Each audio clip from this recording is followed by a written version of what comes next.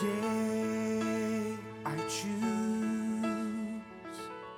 to follow you. Good morning. It's Tuesday, the 22nd of March. This is Coffee with God. I trust you had a good long weekend and a good Human Rights Day yesterday, that you focused on what was important for you and for your family, and that you feel restored, renewed, and ready to take on this week. It's Coffee with God, so I trust you've got a decent cup of coffee with you, and your Bibles, turn to Nehemiah chapter 4. We're going to look at verse 10. Nehemiah, hoofstuk 4, vers 10. Nice crema on there this morning. They were halfway building the wall around Jerusalem.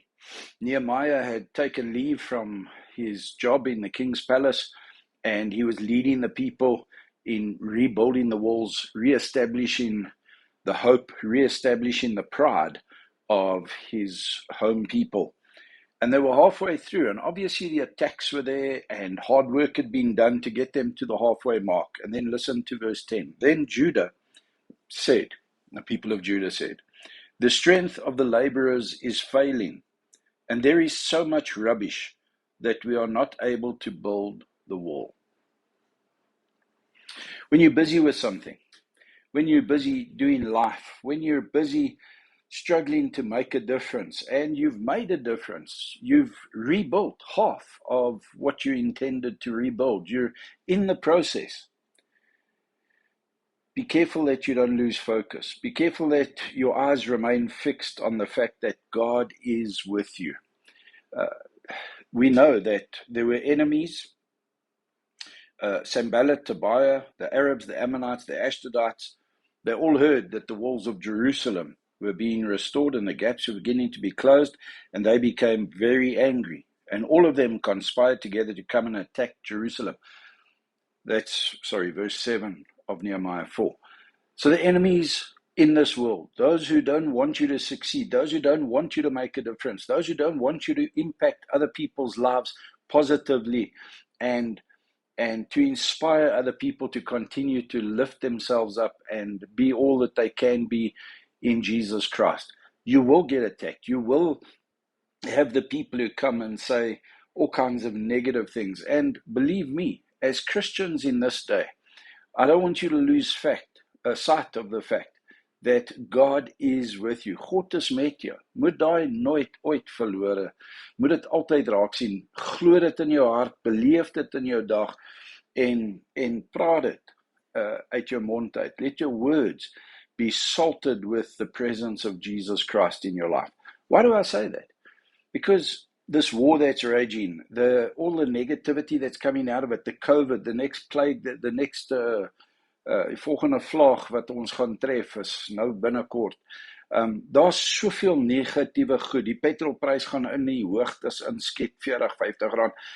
Daar's soveel negatiewe goed. Die insetkoste van alles gaan opskiet. Die prys van kos, die prys van hoe gaan ons leef. My friends, there's so much rubbish lying, there's so much rubble lying all around us in this world, that if we focus on that, we will lose sight of the fact that God is having us rebuild a wall. Don't lose sight of what God has done in your life, what He is doing in your life, and what He still wants to do in your life. Don't lose sight of the fact that God has used you in the past, is using you today, and wants to use you in every tomorrow that He allows us to live. He wants to make a difference in and through you and me, and He will, and we can, if we will just focus on Him and not the rubble, not the rubbish around us. Keep your focus on Jesus. Remember that He is with you. Does He need to tell you today how you're going to live with petrol at 40 Rand a litre? That day, I said it in the sermon on Sunday. Did God prepare us? Did God say to us that COVID's going to come in March of 2020 and we're going to experience 2 years of semi-lockdown, total lockdown, open, shut, economy crashing, job losses, half pays, quarter pays? Did he prepare us for that? And yet, look, here we are. We're on the other side, struggling, battling, Finding it difficult to find our feet again? Possibly. But God is with us and we are through it. We will get through whatever tomorrow may bring, but we'll get through it with tomorrow's strength, not today's. So keep doing what your hand finds to do. Don't be like the people of Judah who when their strength is failing and there's so much rubbish, you declare you're not able to build the wall. Rest, put yourself into teams, strap on the armor, the protection if needed. Get yourself ready for what you think is coming, and then carry on working. Carrying on for God. Have a wonderful, wonderful Tuesday. And let me just say, when strength is failing, nothing like sitting down, having a decent conversation with someone that you trust and love. And the essence there is coffee as well. Have a wonderful, wonderful day. May the Lord bless you this Tuesday.